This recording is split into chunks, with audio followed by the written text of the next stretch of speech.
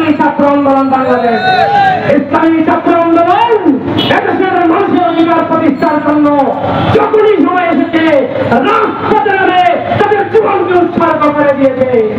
আপনারা জানেন 16 আগস্টের পরে এখন যারা ক্ষমতায় যাওয়ার জন্য পাগল হয়েছে, আমরা দেখতে পাচ্ছি আগামী দিনে পাতানো নির্বাচনের মাধ্যমে ক্ষমতায় যাওয়ার জন্য এখন থেকেই তাদের ছাত্রদেরকে বিভিন্ন জায়গায় মহল্লায় পাড়ায় মহল্লায় চান্দাবাড়ি চাঁদাবাড়িতে লিপ্ত করে দিয়েছে।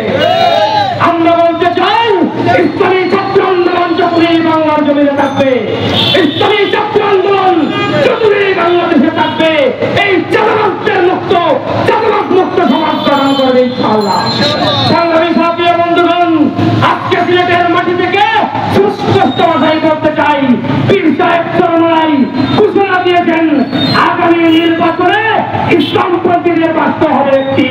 সিলেটের মানুষ প্রস্তুতি নেন ইসলামকে বিজয়ের জন্য, আগামী দিনে উত্তোলনের জন্য এদেশের ছাত্র সমাজ, যুব সমাজ, শ্রমিক, কৃষক সকলে মিলে ঐক্যবদ্ধ হয়ে ইসলামকে ভাষণে বানাতে হবে ইনশাআল্লাহ।